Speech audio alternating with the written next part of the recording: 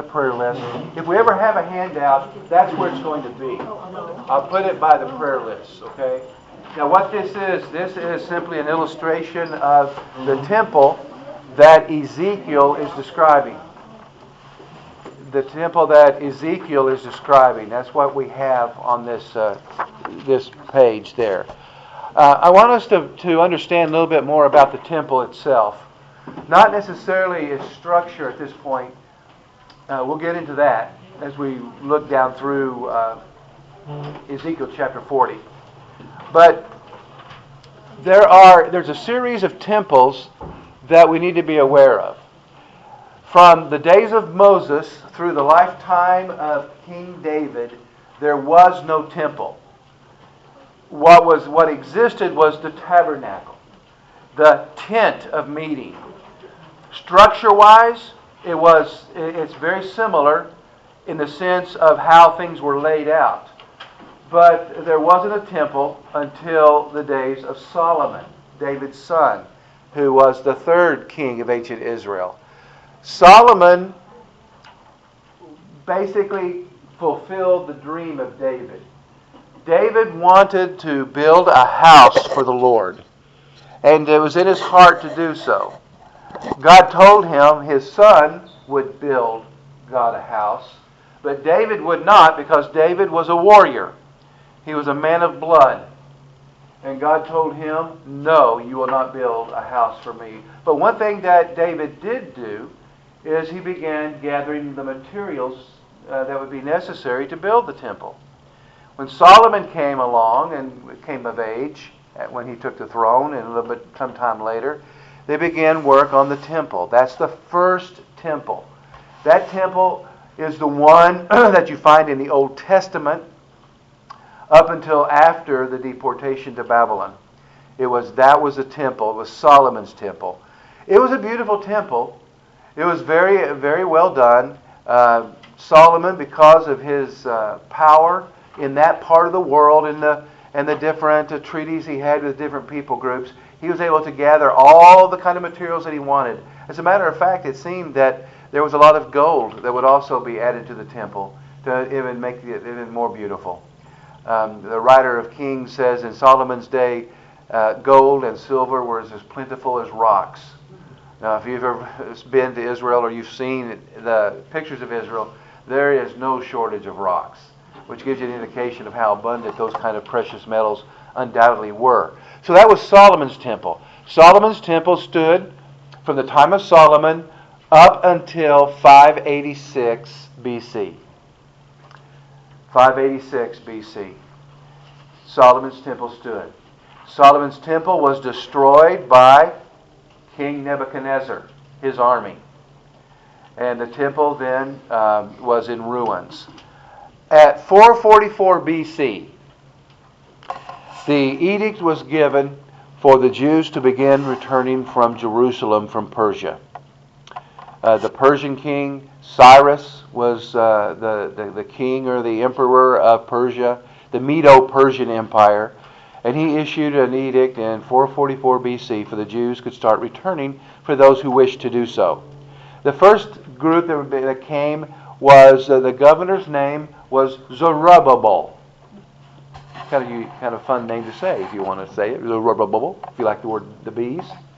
Well, he came and he began, and Ezra, remember Ezra, and then later Nehemiah. But Nehemiah's concern was not the temple, it was the wall around Jerusalem. So prior to Nehemiah's arrival, Zerubbabel was there as well as Ezra, and that's when something of the temple was rebuilt. It was nothing like Solomon's temple. But that began the Zerubbabel's time. That began the Second Temple period. Now, that's a very important, when you're distinguishing between these, it's important you know that. It's a Second Temple period. Some of the old-timers that were carried away into captivity, and some of those that actually came back, had to be somewhat scolded, because when they saw Zerubbabel's temple, they began crying. because it looked nothing like Solomon's temple, and they remembered how beautiful it was. Well, Zerubbabel's temple, at the beginning of the Second Temple period, a period of Jewish history. And then right around, I can't remember the exact date, but something like, I don't know, 30 BC, something like, right in there somewhere, when Herod the Great began beautifying the temple area. Did a lot of work on it. And Herod's temple started during when King Herod the Great was ruling that part of Israel, and he began. He was just a tremendous builder.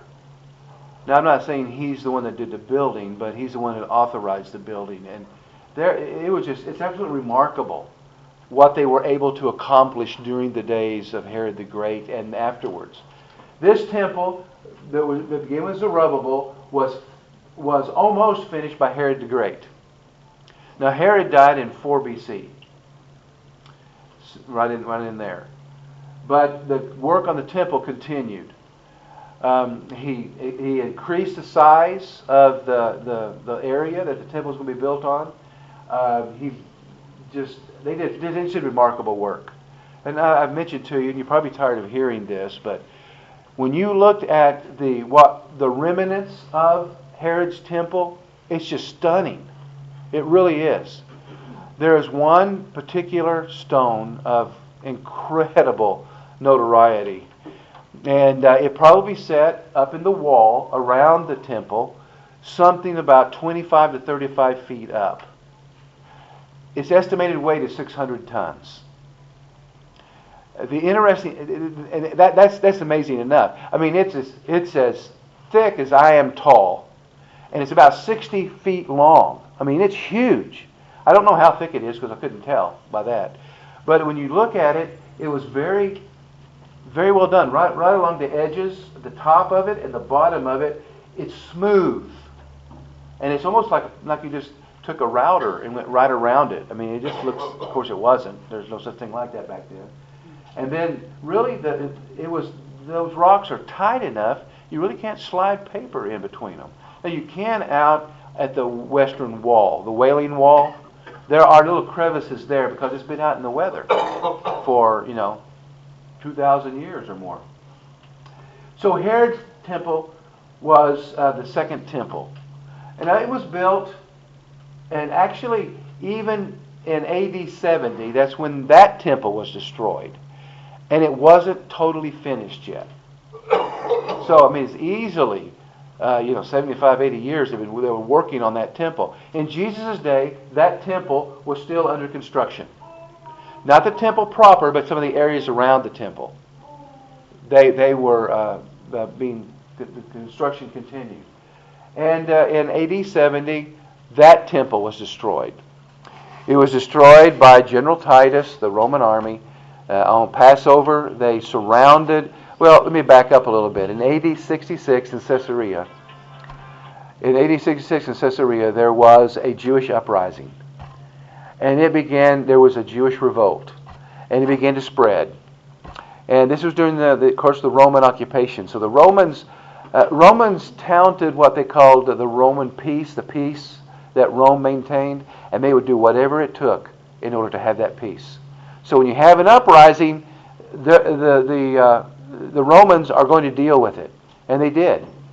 And Titus came in AD 70, 4 years after the uprising began, and he literally destroyed Jerusalem along with the temple.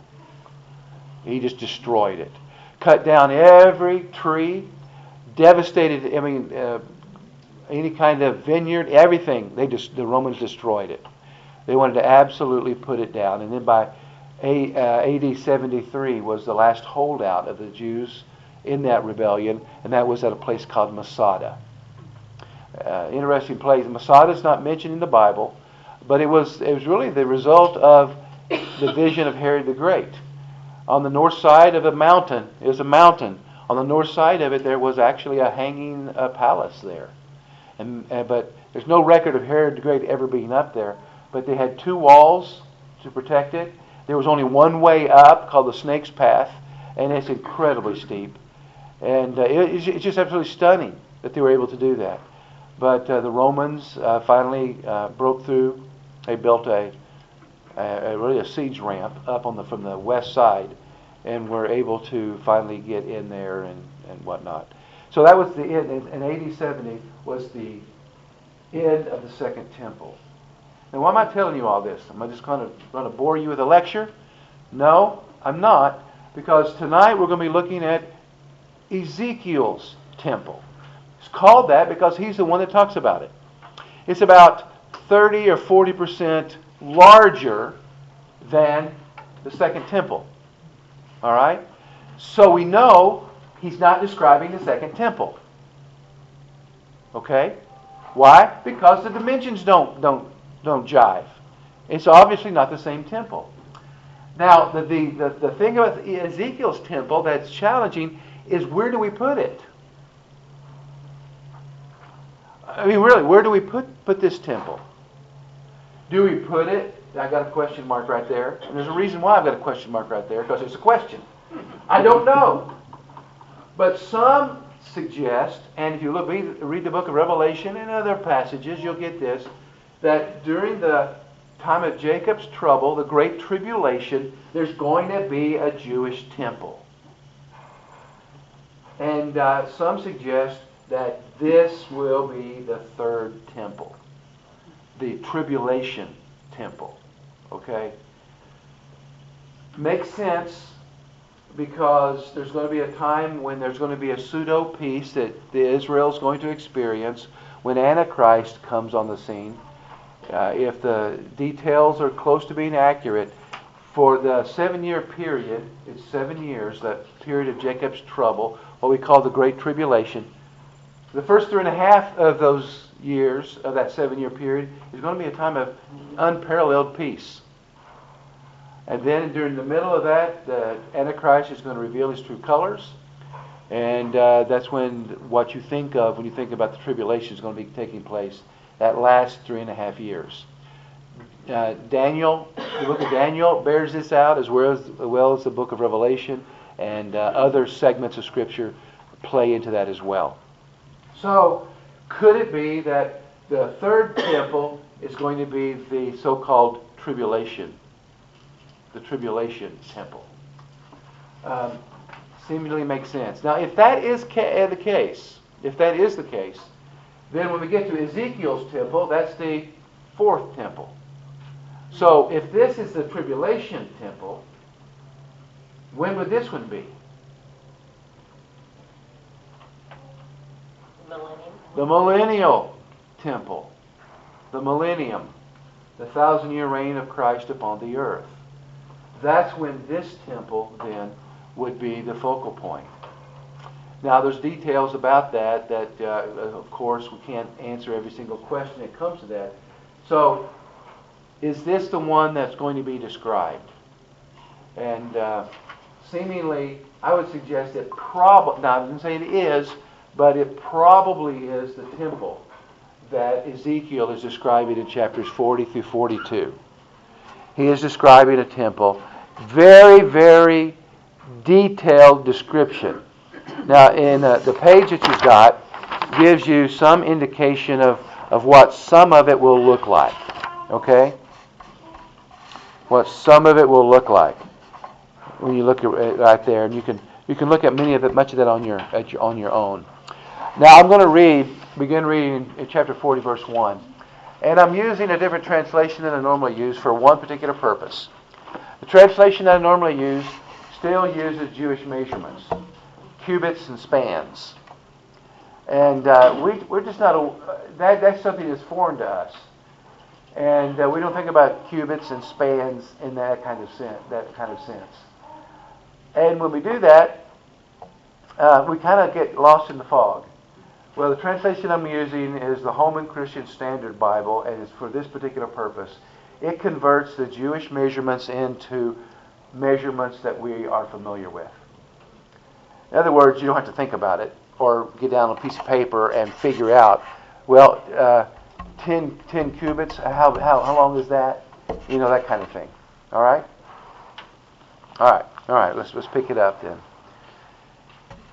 In the 25th year of our exile, at the beginning of the year, on the 10th day of the month, the 14th year after Jerusalem had been captured, on that very day the Lord's hand was upon me, and He brought me there. I'll pause right there.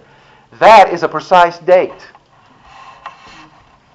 That is a precise date that is given to us there about when this particular vision took place.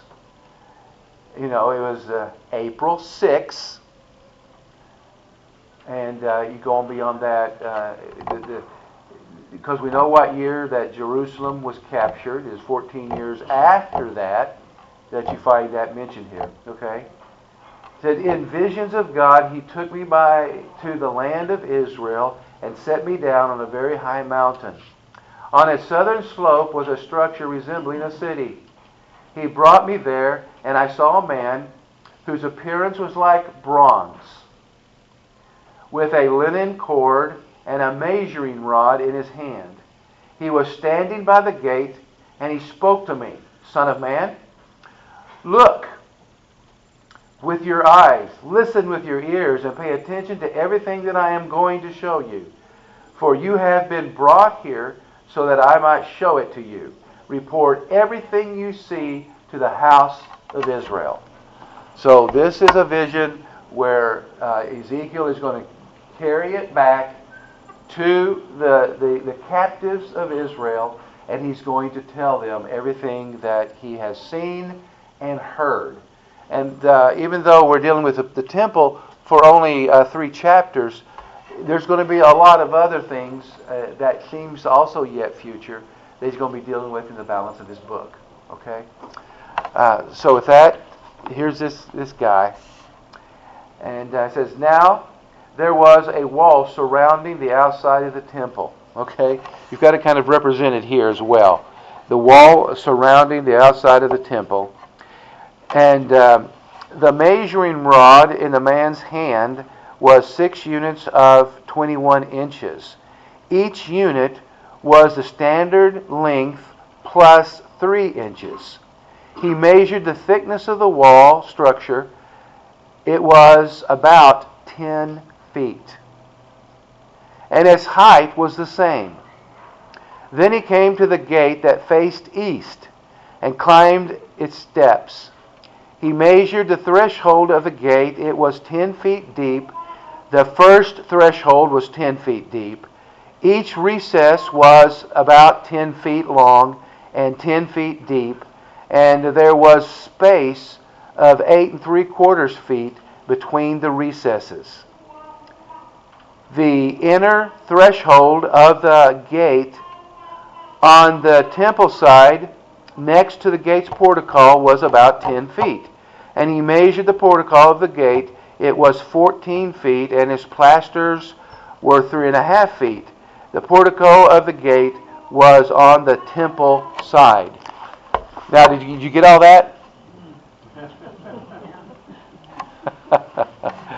Not easy to follow, even when the measurements are brought into an English standard of measurement that you and I are familiar with. It's not always that easy to be able to do that. But you get something of the idea of what he's describing. And then, of course, an artist's rendition of it is also very helpful to kind of give us kind of a visual picture, at least the visual picture that this particular artist had of it. Now, this is not the only drawing that you can find. You can go online and find all kinds of artist renditions of Ezekiel's temple. But for us, this one works rather well. Verse 10. There were 3 recesses on each side of the east gate, each with the same measurements. And the plasters on either side also had the same measurements. Then the measure was within the gate's entrance was about 17.5 feet, while its width and the gateway was 22 3/4 feet. There was a barrier of 21 inches in front of the recesses on both sides, and the recesses on each side were 10.5 feet square. Then the measurement of the gate gateway from the roof of one of the recesses to the roof of the opposite one was a distance of 43 3/4 feet. Now the thing about what he's describing here, you can get that the description is much larger than the temple of Herod the Great. This was the one that the people in captivity Zerubbabel's part of it were most aware of. Okay. Thus far, any questions? Probably not, because we're just reading the dimensions, aren't we?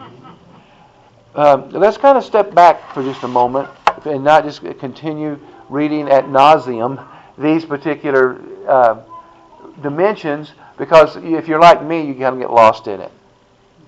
Because we do. Now, is it important? Yeah, it's important because it gives us the basic overall dimension of what the temple area is going to look like. Now, but it doesn't necessarily answer all the questions that we might have about it. Let's deal first of all and see if we can, just ask a couple of questions. Number one, why do you think the temple's even important?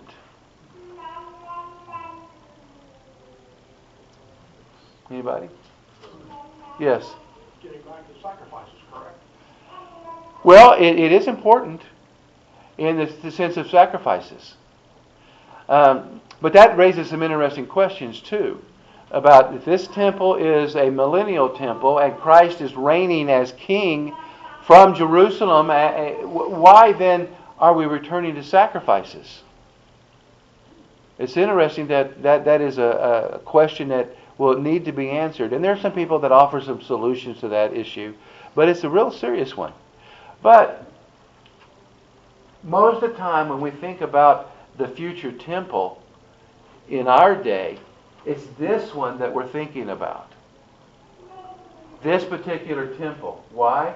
Because this particular temple is the one that's going to be in use during that period of time. It's known as Jacob's trouble, tribulation.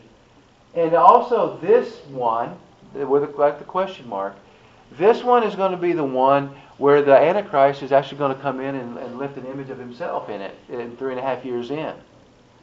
And this is the one, if you go to Israel today, the Temple Institute, this is the one they're preparing for.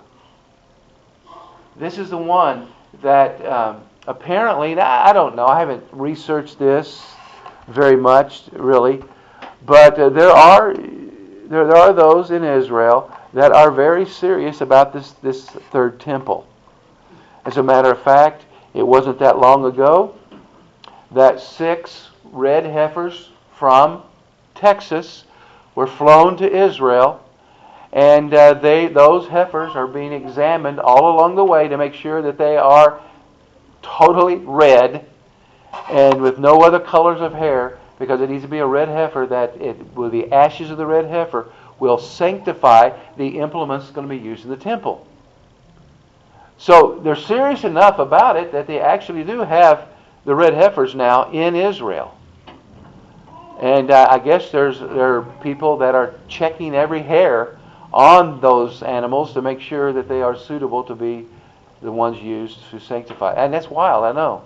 Now, of course, the high priest's garb, what he wears or what he used to wear, has been restored.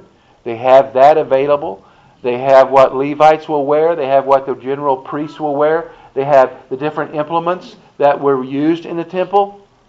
The second temple, even in the first temple, but also the second temple, they're described in the Bible. So they have those ready to go. They haven't been sanctified or set apart with the ashes of the red heifer yet.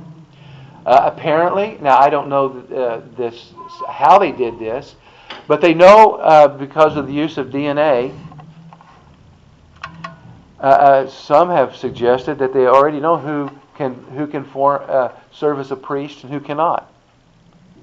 Remember the priesthood. What tribe is the priesthood from? The tribe of Levi.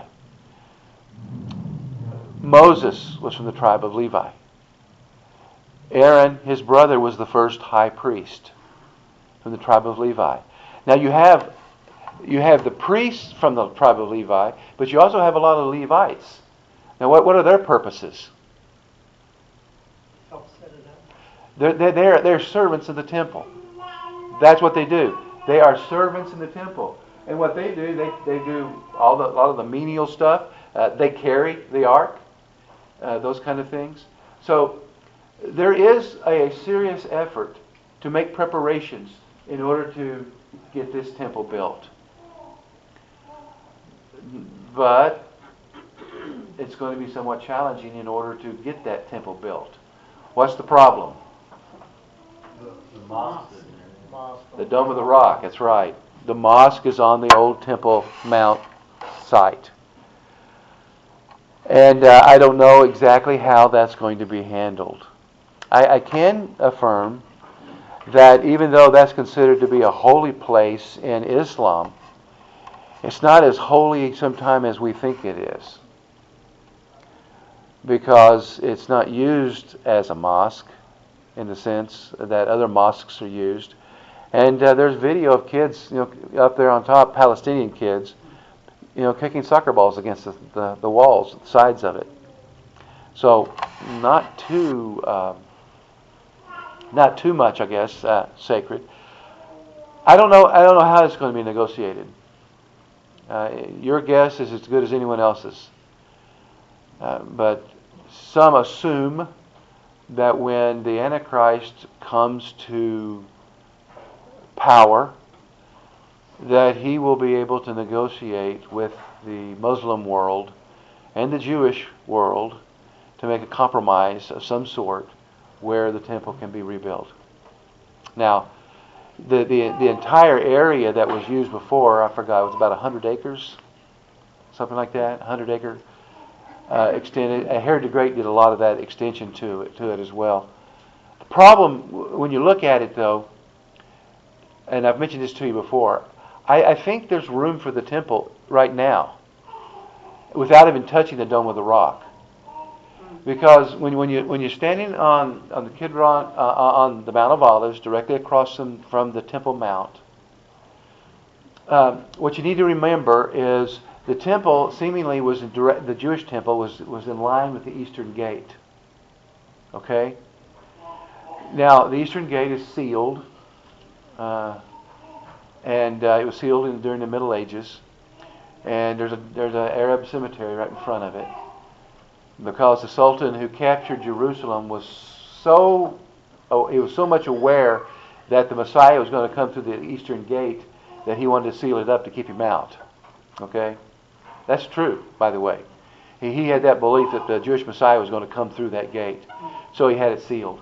Well, when you look at it, and I'm going to give you somewhat of a very poor drawing, but if you look at the Temple Mount, it's a rectangle like that. The Dome of the Rock is down here. The Eastern Gate is here. Okay? Now this is south, this is north. There's west, and this is east. The Mount of Olives is over here. Okay? Now it's not quite like that. When I say the Mount of Olives, it's more like a hill. Where I grew up, we just called it would be a hill, not a mountain. But they call it the Mount of Olives. And actually it's a mountain range that goes back. And anyway, when you stand over here and look across, you can actually get into a place where you actually look directly into the Eastern Gate. And this is between the two of the Kidron Valley. You can see that you could conceivably have a temple over here, the Jewish temple. You can go to the museum there in Jerusalem, and outside they have a model of the first century Jerusalem. You've probably seen pictures of it. You may not have been aware of it, but that model, and it's a big model. I mean, it's not as big as this room, but it's not too far. It's almost as big as this room.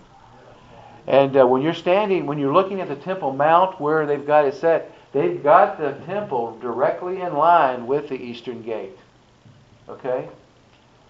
So, what will the so-called Antichrist one day do? Of it and rebuild the temple. The temple itself, we may think of the temple as being a massive building. It really wasn't. It wasn't. It was composed of 3 basic compartments, and the majority of the people that came here, they never entered the temple. They just spent their time out here around the temple court. They never entered into the temple because they weren't permitted to. You had the court of the priests, and you also had the holy place, but then you have the Holy of Holies. And so you couldn't just waltz in there unless you were qualified. You had to be a priest to enter in, and you had to be the high priest to totally go into the Holy of Holies. That makes sense to you? Okay. So it's possible. So when you hear anything about the rebuilding of the temple, if assuming that this is correct, when you hear about the rebuilding of the temple, it's this one that's in view. It'll be this one that they're thinking about, not this one. Ezekiel's is coming later. Comments or questions?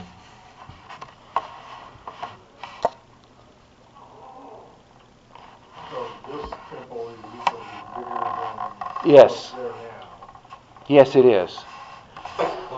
One estimate, or one person was real precise, said it's 39% larger. So actually, Ezekiel's temple, assuming that this is right, it's the millennial temple. If it's the millennial temple, then this whole area is going to be 39% larger, as well as the temple itself, this area. Because what you're looking at here, you can look at the center part, the gold part, that is the actual temple. All right? A lot of the other parts, you can see the difference of what they are, what they represent. But that's the temple. Is right there in the middle, and it's kind of golden color. So, assuming that this chronology or scenario is correct, then what you have then is Ezekiel's temple would take place after the tribulation period is over. Now that opens up many other theological questions. Why is there necessary for the temple to be there during the millennial reign? What purpose is it going to serve? Is this going to be where Christ is going to rule from the temple itself? Is David? This is really going to start messing with your mind a little bit when you begin kind of cashing out some of these scenarios. And again, you need to understand, no one can give you a definitive answer on this except God Himself, because we get our own ideas going where we can kind of satisfy the requirements of all the questions that we have, and still it doesn't mean that we're on target. It just doesn't. So let's move to the millennial kingdom itself. What exactly is a millennial kingdom? It's a 1,000-year reign of Christ upon the earth. That is a literal interpretation of what the Bible says. Not every Christian agrees with that. Some think the millennial reign of Christ is simply symbolic. That is, it's not going to be literally done. It's just a symbolism of one day the reign of Christ. When we talk about the millennial reign, can we understand what would actually be the purpose of it? Or purposes of a 1,000-year reign of Christ upon the earth? Would it be heaven on earth? Almost, not quite. Almost. Bring more believers, more people to Christ. There would be. Now, again, this is where we begin to use in our imaginations, trying to figure out how this is going to work. And this is part of this, maybe not, I don't know. When Christ comes again at the conclusion of the tribulation period, He comes as conquering king. The white horse, the whole bit, right? And the armies of heaven following Him. The armies of heaven don't have a whole lot to do. Jesus takes care of it Himself. And then He sets up, and He comes as the king. He's got a name on His thigh, Lord of Lords and King of Kings. And He comes, and then the millennial reign follows. He sets up His kingdom upon the earth. Now, there is maybe an indication of something, a very important psalm, and this is not only in the Psalms. It's also mentioned in other places too.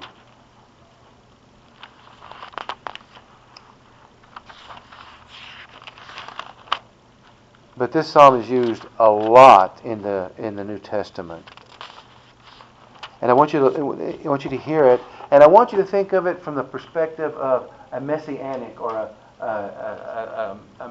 the Messiah perspective. Okay, thus says the Lord. The Lord says to my Lord, sit at your right hand, sit at my right hand, until I make your enemies a footstool. The Lord will extend your mighty scepter from Zion. Rule over your surrounding enemies.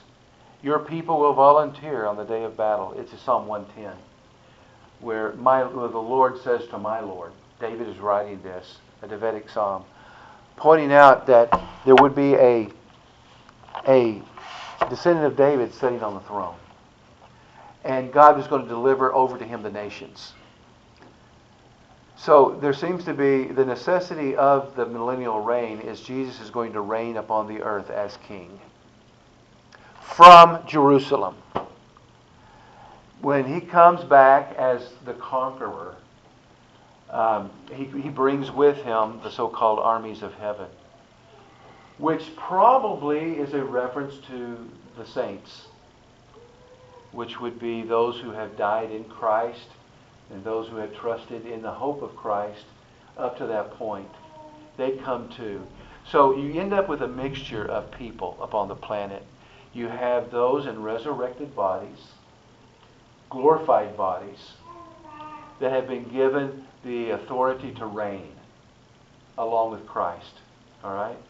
But you also have people still in their fallen state that come into the millennial reign.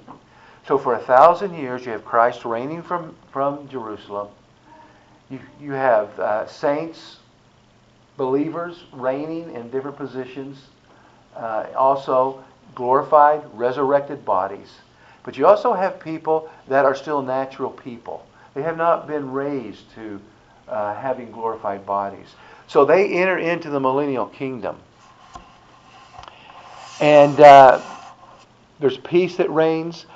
Someone who lives 100 years is going to be someone whose life is seemingly cut short. Okay? It's going to be a time when the world sees what it's like under the reign of Christ. Then at the conclusion of that 1,000 years, Satan, who has been bound for 1,000 years, he's not tempting the nations, he's not doing his havoc, and he is basically mute. He's set free at the conclusion of that. Now you have natural people born during this 1,000-year reign, and it doesn't take long to get a pretty large, population. And at the conclusion of that at the conclusion of that 1,000-year reign, then you have rebellion. Once again, fallen humanity rebels against God for the final time. And there's a lot more can be said about that. A lot of these scenarios are basically based on implications and imagination. So I'm not definitively saying one way or another. Yes? Well, are these sinners during the millennium? Yeah, there will be. Matter of fact, those who are naturally, and that leads to the suggestion of why this is here, the temple. Because there are still people sinning during that period of time. That's why they rebel at the end. They rebel at the end. I'm kind of hesitant to try to fill in too many details. Tim LaHaye could do a lot better job at it than I would, or some of those other fellers. I've read their stuff. Maybe it makes sense, maybe not. I think they're probably maybe on the right track at times, but other times I'm not so persuaded. We're really not going to know until we're there. Okay? Questions? Yes. I think that the fact that he's coming back, like the Jews expected him to come back the first time. Yeah. Yes. The Jews anticipated the Messiah coming to once again set up the Davidic kingdom. Once again restore the fortunes of David. That Israel once again would be what she was under his reign, his leadership, and also the kingship of Solomon and following him. That's what they were. That was a big hurdle for so many, was because they had for generation after generation after generation, were anticipating the coming of the Messiah as king. That's the whole point. He was going to deliver them from their enemies. And you can understand why there were those. Well, like for example, John chapter 6. In John 6, Jesus feeds the 5,000. All right. John doesn't talk about the additional women and children as the synoptic gospels do, Matthew, Mark, and Luke, but he does talk about the 5,000. Well, if you just kind of walk through that chapter, what happens next? After Jesus feeds the 5,000, the disciples go around, they collect 12 basketfuls of leftovers. Now, one of the things that you probably don't readily think about is when Jesus fed the 5,000, that we're told that they ate until they were satisfied. Very few people in that day ever ate until they were satisfied. They never ate. They never pushed themselves away from the table when they were done. They were still always, I could always eat a little bit more. But they left satisfied. Jesus puts his disciples into a boat. He goes up to pray. They get all tangled up out there in a storm. And Jesus walks on the water. He meets them, and then they go to the other side. The next morning, that crowd realizes that Jesus and the disciples are gone. So they hightail it to Capernaum, where he went. When they get there, they start kind of, well, how did you get here? Jesus really didn't say. He didn't really respond to that. And then they start doing this. They said, Moses gave our fathers, our ancestors, manna in the wilderness. You see, supper was great. Let's try breakfast. Because Jesus can feed people with a little boy's lunch until they're satisfied, have leftovers. So, but one of the things that Jesus, in his response to them after feeding the 5,000, he knew that they were going to come and make him king by force. That's important. John tells us that. So they're already thinking that. And if you've got 5,000 men, is that a kind of a beginning of a good army? It's a good place to start, isn't it? Especially if you can feed them, and especially if you have control over nature. You can. It's not going to be a whole lot of fight. You don't need a whole lot of fighting. Jesus just take care of it. So they were looking to do that, and then Jesus shifts into a dialogue talking about the true bread from heaven that came down from heaven. And he gets into discussion about eating my flesh and drinking my blood, which many of them said that's too far. I don't want to talk about that kind of thing. And Jesus even tells them this is spirit. In other words, he's not speaking literally that you have to eat him or drink his blood. That's not the point. But anyway, they did misunderstand, and you go through that whole scenario there. Point being, that's what they expected of Messiah. He's going to be our king. And he's going to be our king right now. He's going to take care of the Romans. He's going to take care of us. We're going to have the golden age of Israel once again. And Jesus resisted that because that was not his mission at that point. His mission was to come and give his life as a ransom for many. That was his mission. And but what the Jews were anticipating, Jesus one day is going to fulfill. Just not at his first coming. So that's a good observation. It's an important one. It's an important one. And it helps us to begin to understand why the 1,000 years is important. I mean, what would it have been like if Adam and Eve had not sinned? And their children had not sinned? And their children's children had not sinned? And you hadn't sinned? What would this earth have been like if that would have been the case? Well, we're going to see what it would be like. Okay? Other questions?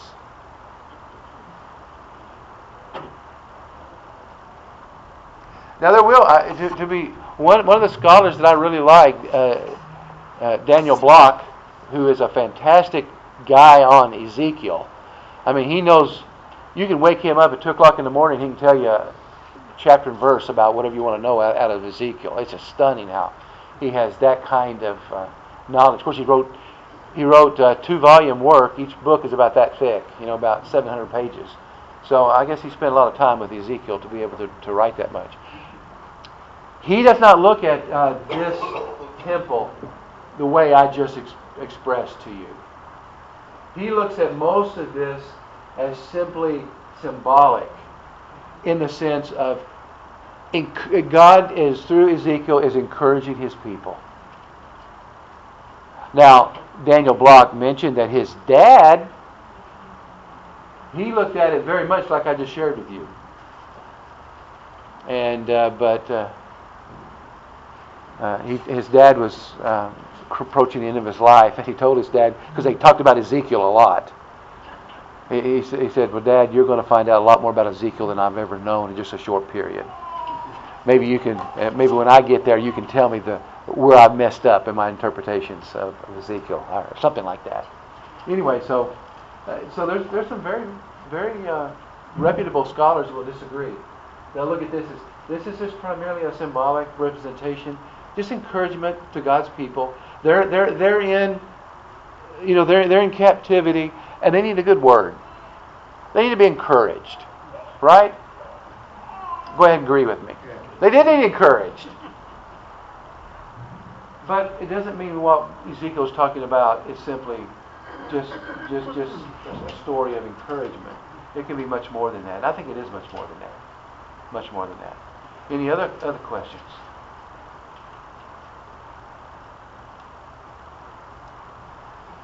Now, if you will permit it, I'm going to give you a homework assignment. Read the balance of Ezekiel chapter 40 through 42. And if you can make it through, more power to you, without getting distracted. Okay? If you're reading the translation, it talks about cubits all the time, you're going to go, what are we talking about? So that might make it a little more challenging. And then we're going to come back, but we're not done. But when we come back, next time we're going to look at chapter 43. This is good. This is very, very, very, very good. Because in chapter 43, the glory of the Lord returns. Remember, the glory of the Lord departed? But when we get to chapter 43, the glory of the Lord now returns. And that's very important. And of course the chapters subsequently that follow deal with that.